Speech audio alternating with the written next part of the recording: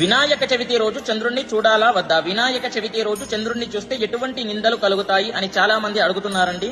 కాబట్టి వినండి, చిన్న స్టోరీ ఉంది, షార్ట్ కట్ లో చెప్తాను, వినండి. గణపతికి ఉండ్రాళ్ళు, కుడుములు అంటే చాలా ఇష్టం. కాబట్టి ఇవన్నీ కూడా తిని కైలాసం చేరుకుంటాడు. అలా చేరుకునేసరికి నడవటానికి కూడా ఇబ్బంది పడుతూ చేరుకుంటాడు. కానీ ఆ సమయంలో శివుని యొక్క శిరస్సు పైన ఉన్నటువంటి చంద్రుడు గణపతిని చూస్తాడు. చూసి విపరీతంగా నవ్వుతాడు. అలా నవ్వేసరికి గణపతి యొక్క పొట్ట పగిలిపోయి ఉండ్రాళ్ళు, కుడుములు అన్ని కూడా బయటపడతాయి. అలా బయటపడేసరికి ఏం జరుగుతుంది అని అంటే, పార్వతీదేవి చాలా విపరీతంగా దుఃఖిస్తూ శపిస్తుంది చంద్రుడికి. ఏమని అంటే, నిన్ను చూసిన వాళ్ళు నీలాప నిందలు కలుగునుగాక అని చెప్పేసి శపిస్తుంది.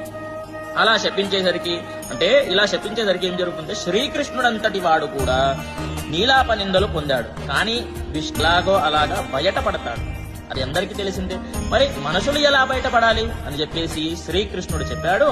ఎవరైతే వినాయక చవితి కథ పూర్తిగా విని తమ శిరస్సు పైన అక్షతలు ఉంచుకుంటారో వాళ్ళకి ఎటువంటి నిందలు ఉండవు అని చెప్పేసి, చంద్ర దర్శనం అయినా సరే ఎటువంటి నిందలు ఉండవు అని చెప్పేసి చెప్పడం జరిగింది.